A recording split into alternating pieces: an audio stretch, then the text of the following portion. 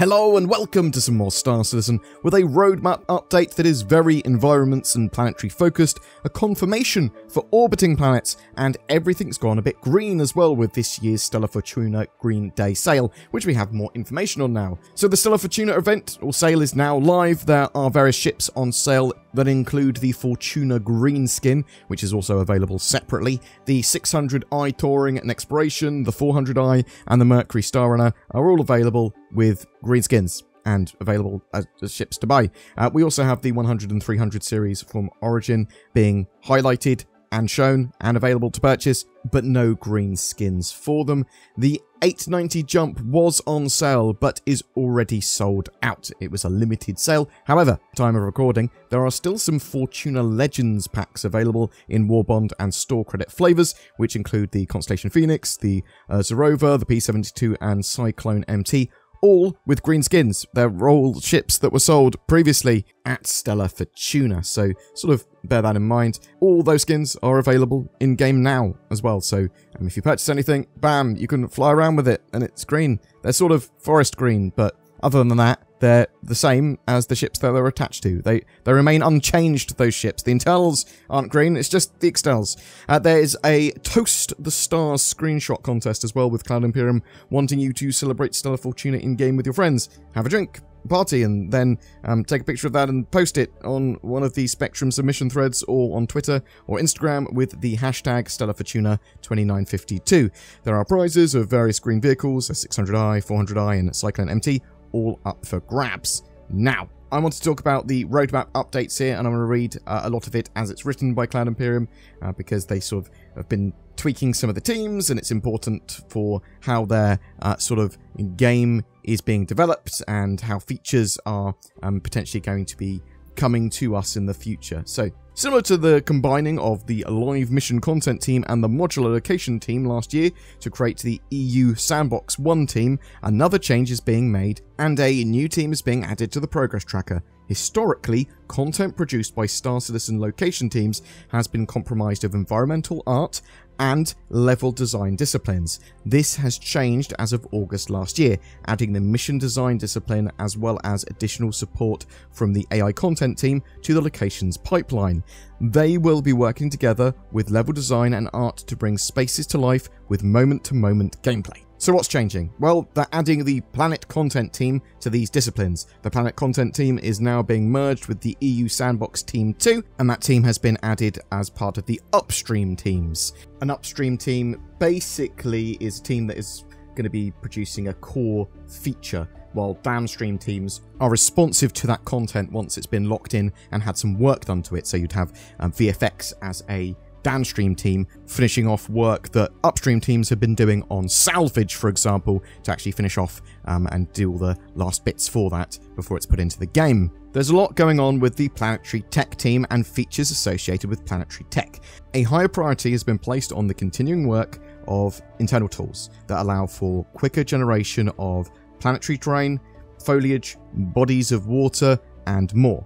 In addition to 2 new deliverables or features, they're also sort of taking off a couple that are being reprioritized and rescheduled. So terrain, snow displacement, and destructible environments are going to be returning to the roadmap in the future, but at the moment they're taking them off because they need to know when they're going to sort of be scheduled.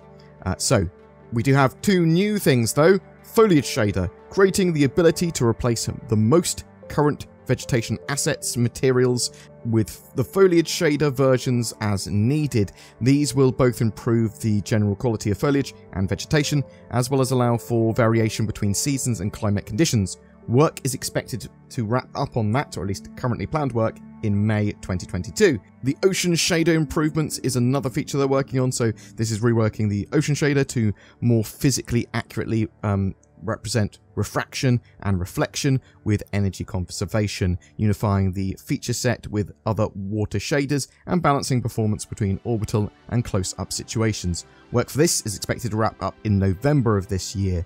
So there appears to still be quite a big push to improve planetary visuals and the tech that they use to build them, and those 2 features have been added to the Planetary Tech teams or Planet Tech teams schedule.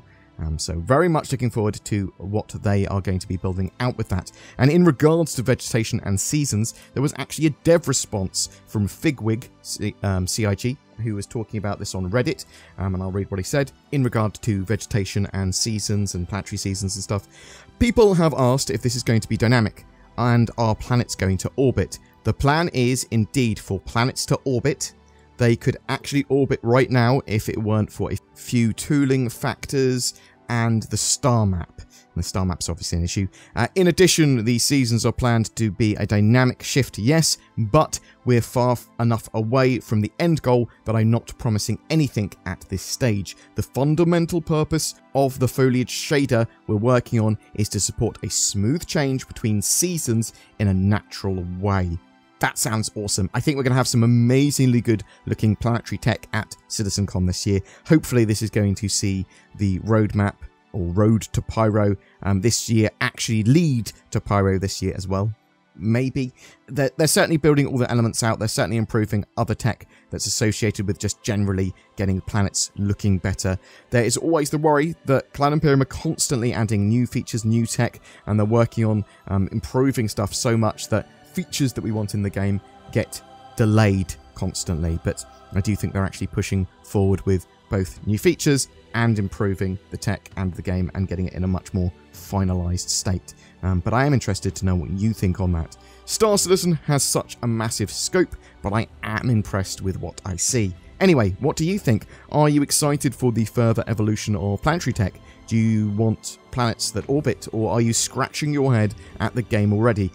Do they need to orbit? Are you fine with, actually, I'm just fine with playing the game. They don't need to orbit. They certainly need a new star map, that's for sure, and I think we're all excited that Cloud Imperium are working on one at the moment. Do you like the idea of planetary seasons and weather changes and foliage changes? Are you going to be picking up one of those green ships or skins for Stella Fortuna? Whatever your thoughts, I'd love to hear from you in the comments below. I am French and sophisticated. I am also French and also sophisticated. Let us go on a date. Neither of these people are French or sophisticated. It was me doing a funny voice, as well as showing the horrors of dating online and what happens if you accidentally catfish yourself with 2 of your own accounts. But French people don't talk like that even. No one does. NordVPN can make you appear to be in France, but it doesn't make you French, as I've now found out. It can be used to improve security or give you more accessibility to the internet. I can watch all my favourite shows. Get yourself NordVPN today in the links below and maybe be a better version of yourself. Now that's shilling for you. Every month we have a Star Citizen ship giveaway, and March is no different. We have a Crusader Industries Mercury Star Runner. This multi-crew, multi-role, cargo and data running ship is my favourite ship in the game. It has loads of little smuggling holes. It's got a good amount of armament. It can do a little bit of everything in the game at the moment. To be in for a chance of winning it, just comment on any of my videos made during March. More details in the description below. Please consider liking, subscribing, and potentially even clicking that join button under my videos to help further support the channel. Share the videos around with your friends and family. You'll occasionally get exclusive videos, posts, and polls that help influence the channel, along with emotes and badges to show your support. It really does help. There's also a Patreon and direct donations tool for those inclined. Thanks for watching, and I hope that you have a great March 2022!